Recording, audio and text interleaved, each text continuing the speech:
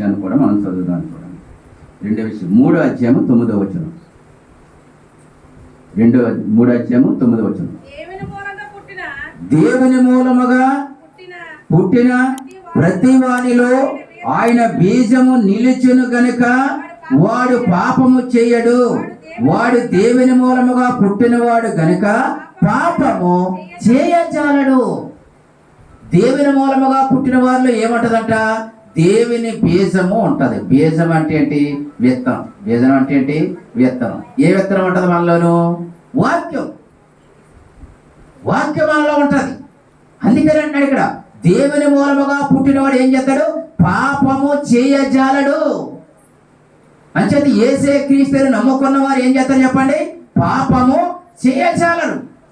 ఒకవేళ పాపము ఆలోచనలు వచ్చినా, పాపపు తలంపులు వచ్చినా, ఒకవేళ పాపం చెయ్యాలి అనేటువంటి దురాలోచన వచ్చినా కానీ వెంటనే మనలో ఉన్న దేవుని బీజం మనల్ని ఏం చేస్తూ ఉంటది?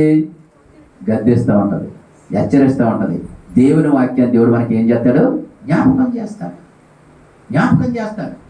దేవుని మూలముగా పుట్టిన వాడే పాపం చేయకుండా ఉంటాడు. దేవుని మూలంగా పుట్టలేదు అంటే వ్యక్తి ఏం చేస్తాడు? పాపం పనులు చేస్తాడు.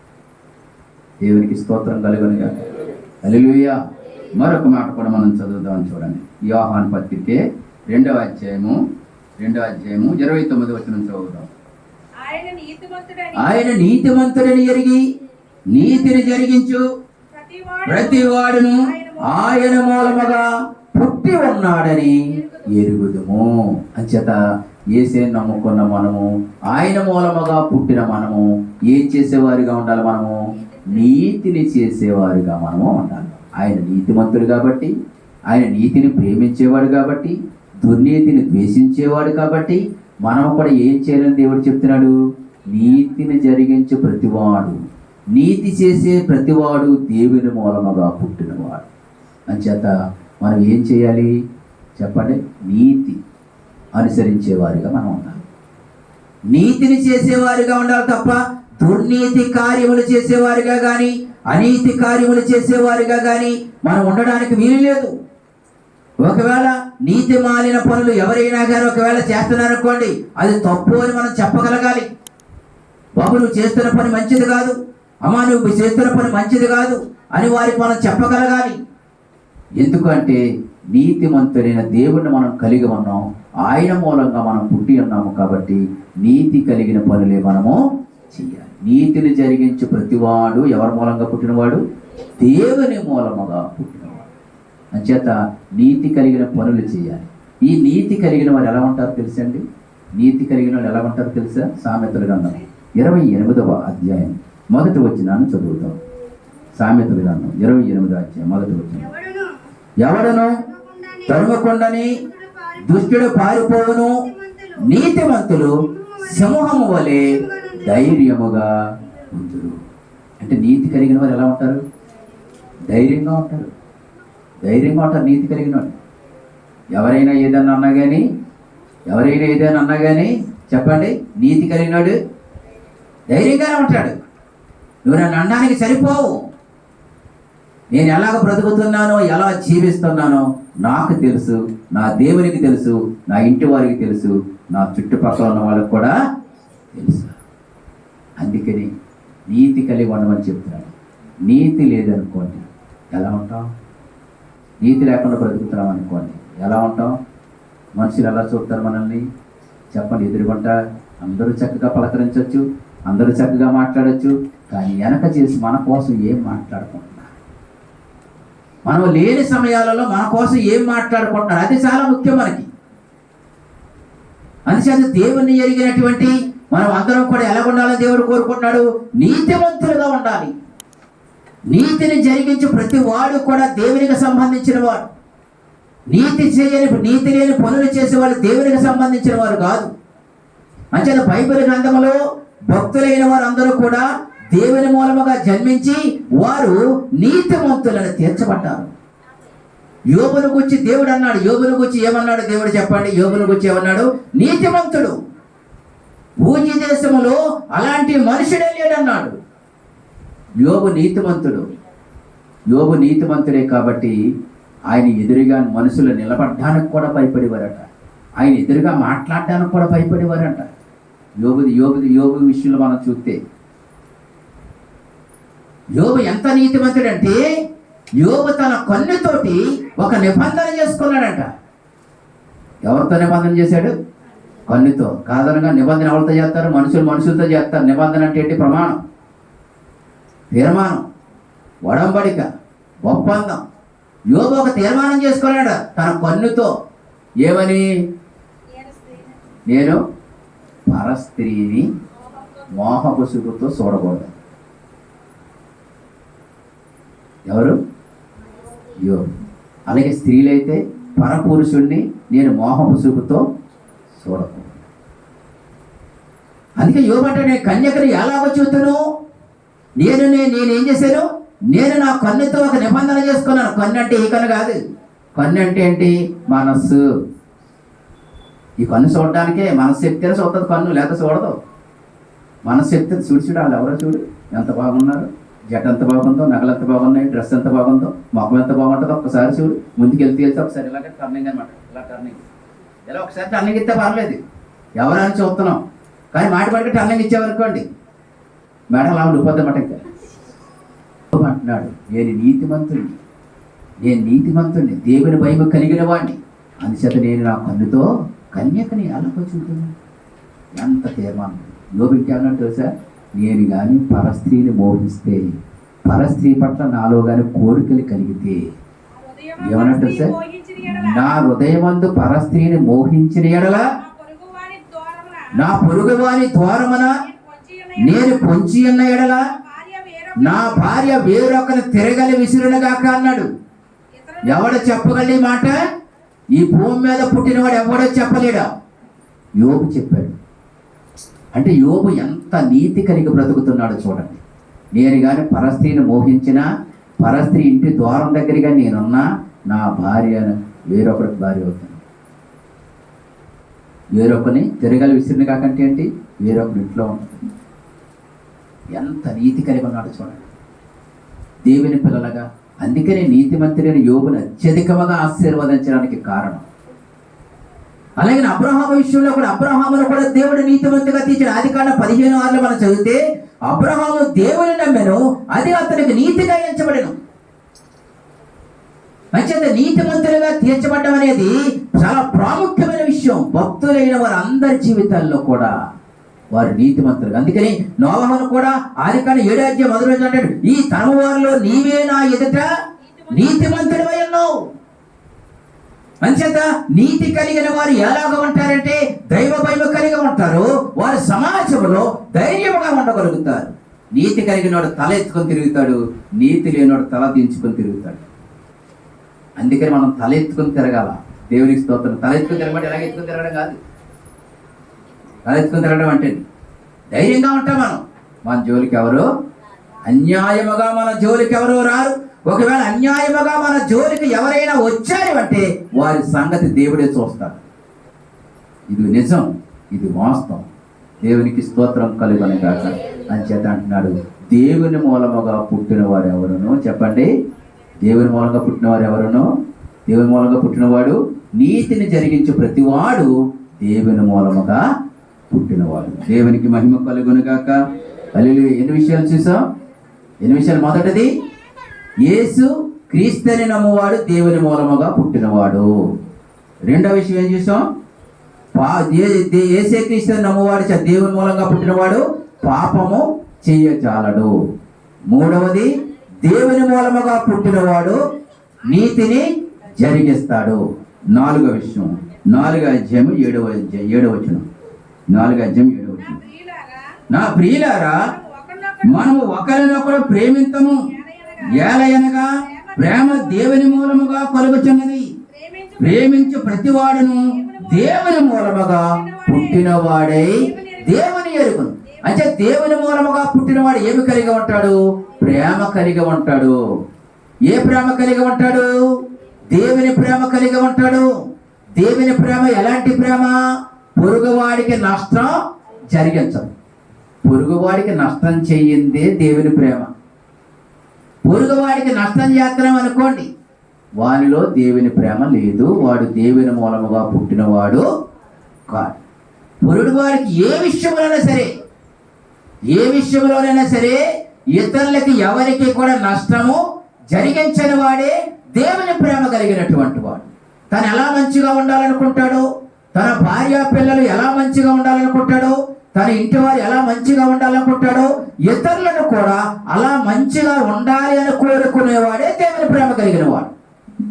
నేను బాగుండాలి, నా భార్య పిల్లలు బాగుండాలి, మిగిలిన సమాజం ఏమైపోతే నాకు అనవసరం అనుకునేవాడు స్వార్థపరుడు. అంటే దేవుని ప్రేమ కలిగిన బిడ్డలుగా మనం ఉండగలిగితే మనల్ని బట్టి దేవునికి మహిమ కలుగుతుంది. దేవుని ప్రేమ కలిగిన వాడు ఎలా ఉంటాడో చదువుదాం, చూడండి. దేవుని ప్రేమ లేనివాడు ఎలా ఉంటాడో చూద్దాం. ఈ 4:20 వచనం చదవండి. 4:20. ఎవడైనను నేను దేవుని ప్రేమించుచున్నానని చెప్పి తన సహోదరుని ద్వేషించిన యెడల అతడు అబద్ధికుడగును. తాను చూచిన తన సహోదరుని ప్రేమింపనివాడు తాను చూడని దేవుని ప్రేమింపలేడు. దేవుని ప్రేమించేవాడు తన సహోదరుని కూడా ప్రేమింపవలన ఆజ్ఞను మనం ఆయన వలన పొంది ఉన్నాము. నేను దేవుని ప్రేమిస్తున్నాను. దేవుని ప్రేమించడం అంటే ఏంటి? దేవుని ప్రేమించడం అంటే ఏంటి? రోజు అటుకలో ఫ్లవర్ ఇవ్వడమా? రోజు ఒక్క ఓ తెలిగించడమా? దేవుని ప్రేమించడం అంటే ఏంటి? లేదా ఏదైనా ఇంట్లో తెచ్చుకుని వెంటనే వెళ్ళి వేసుకో ఫోటో తిరగటమా? మరి ఏంటి దేవుని ప్రేమించడం?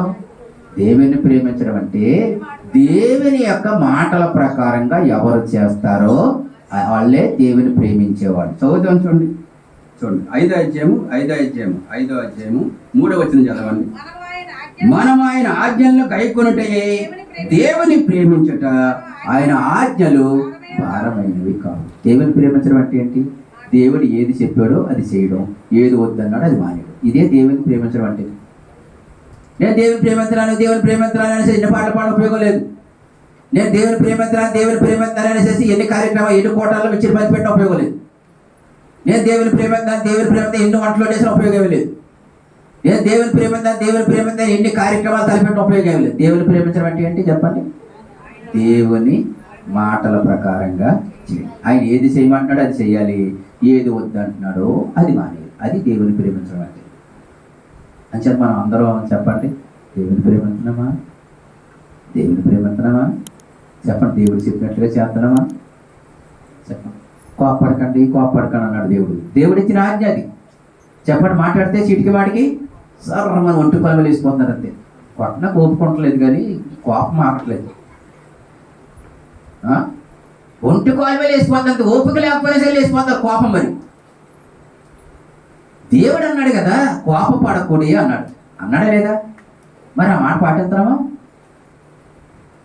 పురుషులు అన్నాడు భార్యను ప్రేమించండి అన్నాడు. ప్రేమిస్తున్నారా? దూసేస్తున్నారా? స్త్రీలను అన్నాడు లోపడండి అమ్మలారా మేడమ్మలారా అన్నాడు. లోపడుతున్నారా? లోపడినట్టే ఉంటారు కానీ లోపడరు. మీరు ప్రేమించినట్టే ఉంటారు కానీ వాళ్ళు ప్రేమించరు. భర్త భార్యని ప్రేమించి లోబడాలి. జాగ్రత్తగా అండి. భర్త భార్యని ప్రేమించి ఆమె చెప్పిన మాట వినాలి. లోబడడం అంటే అది. భార్య లోబడి ప్రేమించాలి. ఇదనమాట. ఆ కుటుంబం చక్కగా సవ్యంగా జరుగుతుంది. ఆ కాపురం చక్కగా ఉంటుంది. అంటే దేవుని ప్రేమించడం అంటే ఏంటి చెప్పండి? ఆయన ఆజ్ఞలను గైకొనడమే, ఆయన ఆజ్ఞలు అనుసరించడమే. దేవునికి స్తోత్రం కలుగును. హల్లెలూయా. అంచేత దేవుని మూలముగా పుట్టిన వారిలో ఏమంటారు చెప్పండి? దేవుని ప్రేమ ఉంటుంది. దేవుని మూలముగా పుట్టిన వారిలో దేవుని ప్రేమ ఉంటుంది. అంచేత మనం అందరం కూడా ఏమి కలిగిన వారిగా ఉండే దేవుని ప్రేమ కలిగిన బిడ్డలుగా మనం ఉండాలి. ప్రేమ పొరుగు వాడికి నష్టం చేయదు. ప్రేమ చెప్పండి డంబమ్మగా ప్రవర్తించదు. ప్రేమ కలిగిన వాళ్ళు గర్వం ఉండదు.